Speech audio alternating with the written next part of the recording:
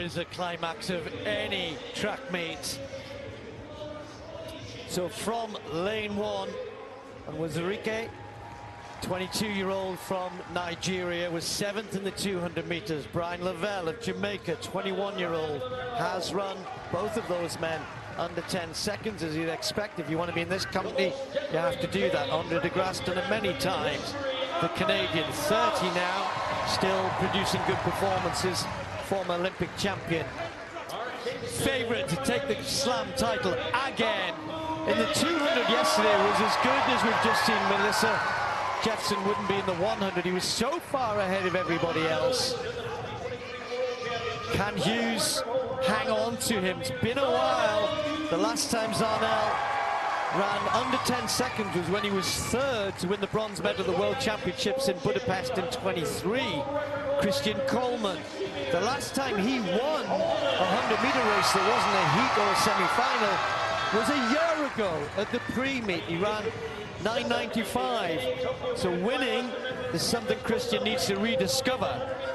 Lane 7 is empty. Then we've got Aaron Brown of Canada, was 3rd in the 200 meters. He was at the World Relays with Andre de Grasse, the lead-off man for the Canadian 4x1 squad. Kenny has got used to winning. He's got used to, well, he's got a bigger bag to take the money home now, I think. He does, but even though there was the heights of yesterday, he's actually in a peculiar position. He can really lose this thing. Zarnell won by 1,000 in that 200 yesterday to get him into 2nd place. If he beats Kenny in this 100, which is possible, he has a better PR. Yeah, he World does. Championship bronze medalist.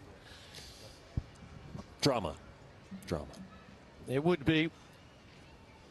Kenny's in 4, Coleman in 6. Gets out smartly, Kenny, but Coleman's the quickest. He's got a half a meter, but here comes Kenny. He's already gone into the front and away he's gone.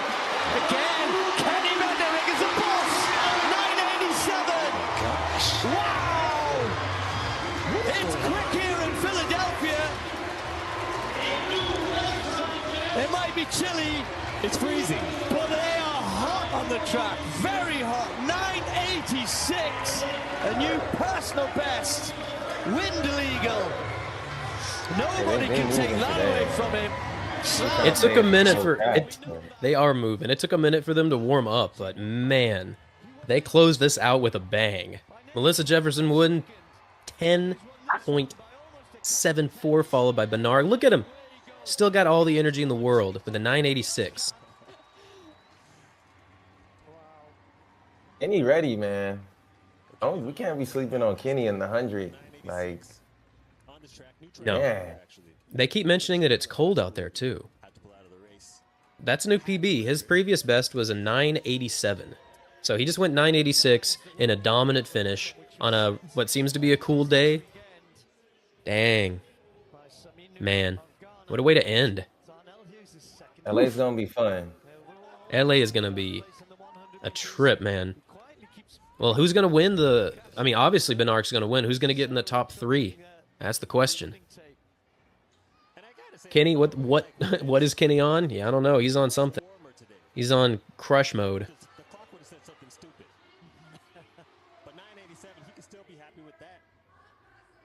Yeah, he could definitely break 9.8. He went 9.79 with a little bit of wind, and this one was a cold one.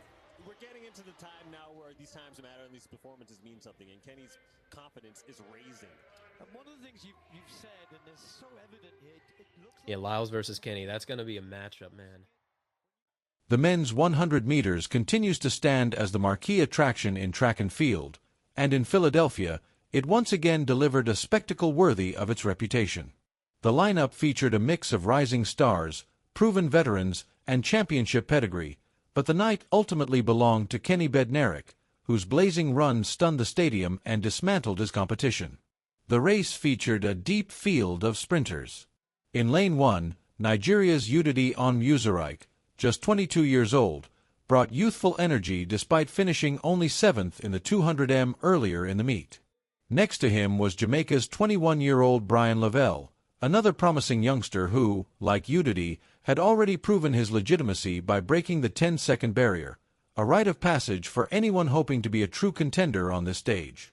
Adding experience and prestige was Canada's Andre de Grasse, a 30-year-old Olympic gold medalist.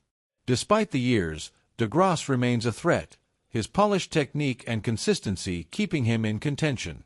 His impressive 200m performance the day before ensured that fans were eager to see how he would fare in the straight dash. Still, anticipation gradually centered around two familiar names, Christian Coleman and Kenny Bednarek. Coleman, the 2019 world champion, was on a mission to rediscover his winning touch. Though victories had eluded him recently, his 9.95 clocking at last year's Prefontaine Classic proved his ability was far from gone. Meanwhile, Bednarek, known to fans as Kung Fu Kenny, was stepping boldly into new territory. Renowned for his 200m consistency, he was now showing that he could dominate the shorter sprint as well. The stakes only heightened after the drama of the previous day's 200m, where Bednarek edged Britain's Zarnell Hughes by a hair's breadth, a mere thousandth of a second.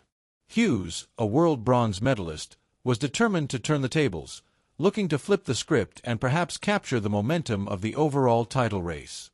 When the guns sounded, Coleman's quick reaction gave him a fleeting advantage, but it didn't last. By halfway, Bednarek was powering away, his stride smooth yet forceful, leaving the field scrambling.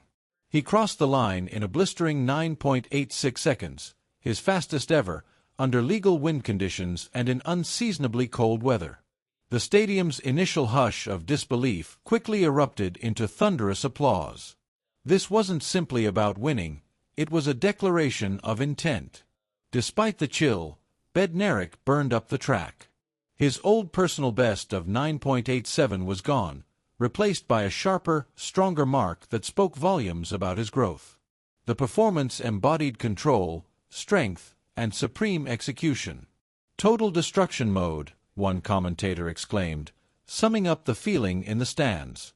Bednarek's run didn't just highlight his present form, it hinted at even greater potential.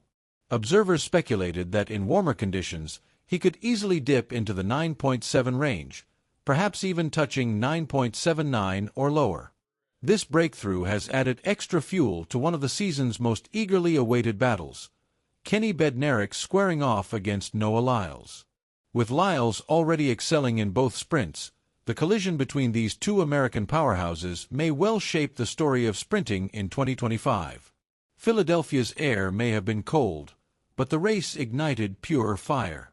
Kenny Bednarek didn't just cross the finish line, he reshaped the conversation about who owns the future of the men's 100 meters.